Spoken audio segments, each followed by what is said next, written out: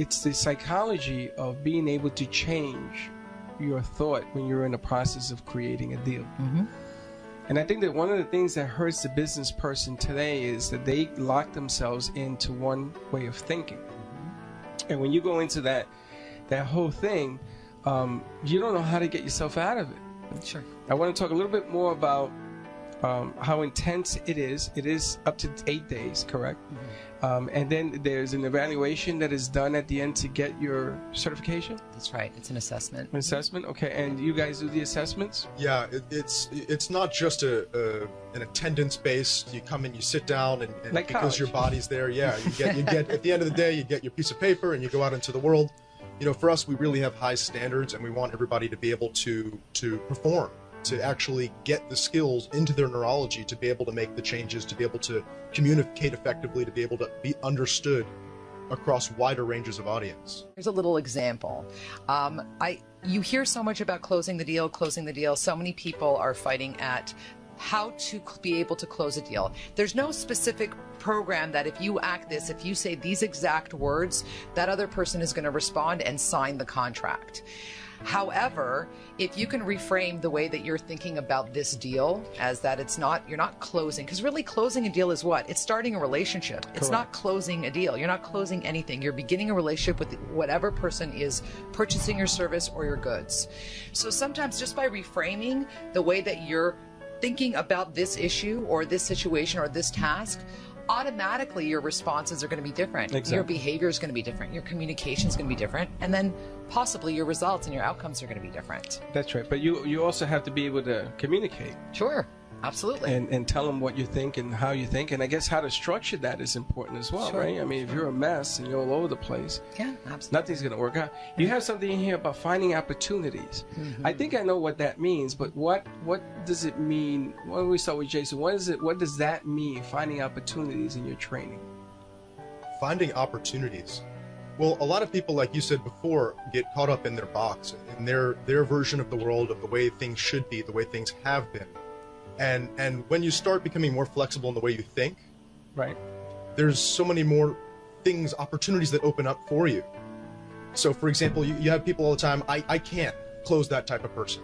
I can't close that type of person. So they have this map of the world of people they can close, and that type of person is not in it. Yeah.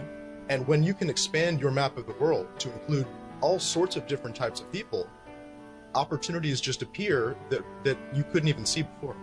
On the training sessions, I want to get back to that a little bit. When you do your training sessions, what is the how does it go about? It's 8 days?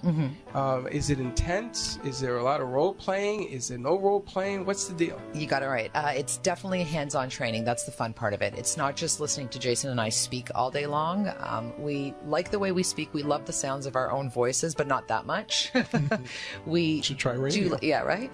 I always wanted to, actually. I think you're going to be on radio more. Absolutely. You guys have to be on. He has a voice of radio. Exactly. He has a great voice of radio. Yeah, definitely. So it's a lot of hands-on training. So there are techniques, there's tools that you're going to break out, you're going to be doing, you're going to experiencing. You're going to be experiencing in two different ways. You're going to be experiencing that someone does a technique on you and you do it on them. So it develops a type of coaching skill for you. A lot of people take the training because they want to become coaches and use their NLP certification to be a coach in whatever industry they're in. It could be in, a coach to mediators. It could be a coach to attorneys, a coach for business owners. We've had people in our training that do that exact same thing. So by being able, really coaching is the clearest kind of communication. That's what a coach's job is to be able to guide you and help you and bring out the best in you. And that is what the actual training does. It gives you that ability to be able to do those techniques in different facets, do it on yourself, do it on others, and it's a lot of fun. It really is fun. Now, you have so many people in the audience that will be of different backgrounds and nationalities and beliefs and on businesses, and you have an attorney and you have a scholar and then you have mom or dad. There's nothing wrong with mom or dad, but their mentality is different, Sure. How does the training affect different mindsets? Do you speed it up for Mr. Gonzalez and slow it down for Mr. Pepe? Yeah. What do we do? Because I know that's a big problem in education. Sure. You know, no one gets left behind.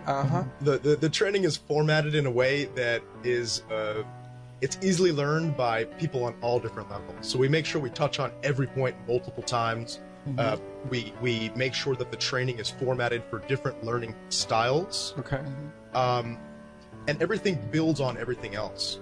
So the things that you're learning on day 1 is going to be touched upon on day 2. The things on day 1 and 2 are going to be touched upon on day 3. And by the time you get to day 4 and day 5, all those things are just getting into your neurology. They're becoming your automatic behaviors.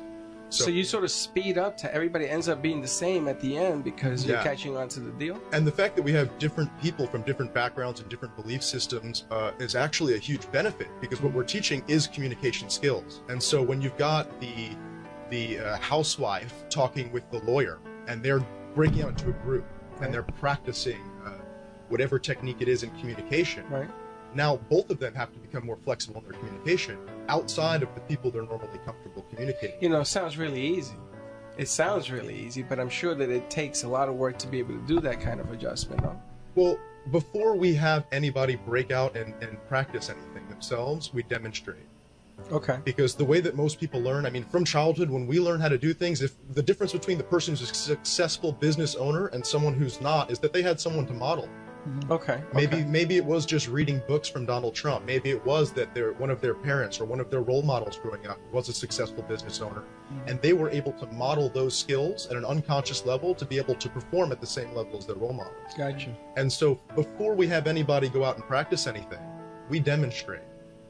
You know, one of the core presuppositions or beliefs that we have is that anything that we do, we apply it to ourselves first. Okay. So you're not going to get something that you haven't been through yourself. Exactly. This is another big part of marketing, Freddie, is rapport. Because with anything that you're doing, in anything that you're selling, whether it's a product or whether it's a good, if you want people to buy it, first they have to trust you, first and foremost. That's the foremost thing. Okay? No trust, no sale. Exactly. And rapport is a big part of what we teach.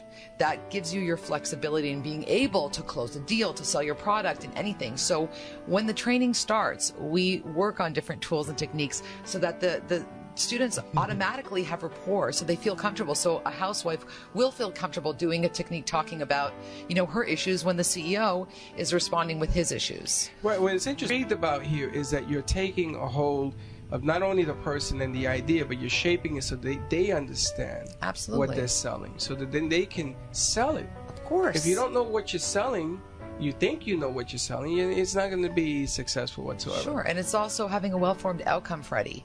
You know, like you say, and that's what we talk about, communicating with yourself. When you do something and you just do it, and you think that this is the right way and you do it, if you don't have a well-formed outcome of what you ultimately want to be 1 year from now, 2 years from now, 5 years from now, then you're not communicating clearly with yourself. So how can you possibly communicate what you want with others? Yes. Another thing that we did discuss is the neuro-semantic part. And the training is actually certified through the International Society of Neuro-Semantics, which is just cutting-edge communication skills tools. Okay. And it's amazing. Jason will tell you a little bit more about that. Okay. Neurosemantics, it's really an unbelievable technology. I talked earlier about the technology we have. We're aware of physical technology and advancements in our cell phones are getting smaller and smaller and doing more and more things quicker and faster. And neurosemantics is like the most cutting edge technology for the mind and body that's available out there that most people had not been aware of. And so it really works with our structure of how we create reality inside of our minds. What is your own personal subjective reality? Because your reality is different than everybody else's reality. And so that could be scary, Jason. Yeah. You can run into some real sick individuals, and then what do? Well, you do on a daily basis, and you probably don't even recognize it. At least you know how to handle it now. How to run. Yeah. Okay. Oh, yeah, it could be that. So not only, but so we run into these things all the time. The great thing about it is that we have had all of these technologies in our life the whole entire time. We just weren't aware of them. How many times is it that you feel bad about something you did? You mess up a deal, let's say. Or let's say you mess up on the way towards closing the deal, and then you go, oh crap, I messed up. Oh, I'm such a terrible person for messing up. oh, I'm so ashamed. You beat yourself up. And thinking that I'm a terrible person, and you get caught in this spiral. And because not only do we think about the things we see in the outside world, but we think about our thoughts, and then we feel about our thoughts, and then we feel about our feelings, and these create really intense spirals for the negative, for the positive. Right. And so understanding how these structures work in our everyday lives. So you train people to see their minds, how they think, and acknowledge it. Is that what it is? Yeah, and as well as the minds of others. Well, that could be a real kick. That could be unbelievable. People could say, "Holy man, I didn't even know I had it in me." Yeah, Oh, absolutely. Have you ever met people that can draw that didn't know they could? Draw? I had somebody once. He wasn't able to. He didn't know that he could see things inside of his mind. He didn't realize. He saw his father pass away. And since then, he wasn't able to visualize anything in his mind. Really? And then just one day after a conversation, the pictures came back on. Really? And that was under the training? That was under the training, yeah. Wow. And it was amazing. I had him close his eyes. The first thing I did, I said, close your eyes, and I want you to imagine a fork. It's funny, because I came across this drawing a couple days ago. I was going through some of my old notes. And I had him open his eyes and draw a fork on the paper. I said, how did you draw that fork if you weren't able to see it inside of your mind? That's amazing. That's amazing. And do these people stay in touch? Sure. Yeah. Definitely.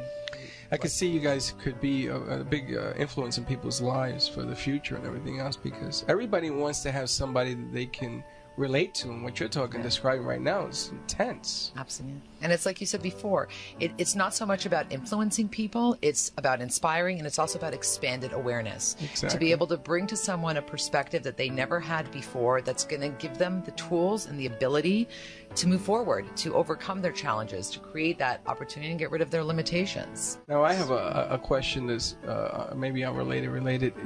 The two of you see life differently. Yeah, big time. And one of the things and we have like 10 minutes, one of the things that I love to ask new guests is it difficult being you? I mean, you think about that question, and you guys meet people every day, right? Both of you meet different individuals in business, social life, and everything else. Is it hard being you, knowing everything you know? And then you're sitting across a guy, and in your mind, you're going, oh, wait, this guy needs me. I love This guy can use my help, and he don't even know it. I think we think that about everybody. Yeah. Is that true? Everybody can use the help. Yeah, even myself. Even sometimes. ourselves, of course. And then the two of you look at each other and says, boy, you need training. Absolutely. I mean, there's been times that, Jason will call me up, and we're human, right? I do parenting seminars as well using NLP. Why not? And you don't I have no time on your of course. I mean, I have an 8-year-old son, and yes, there are times we do this, we incorporate this, we do see things certain ways, but it's automatic and it's natural that you're going to have a setback. Something's going to happen that's new to you that you didn't experience before. But the cool part is that because we have all this amazing kit, this toolbox that we can just go into and use it and change it. I mean, Jason will call me up like, oh my God, I just NLP'd myself and I just did this technique. It was awesome. Funny. So it's really NLP cool. myself. Exactly. I just NLP'd myself. That is unbelievable.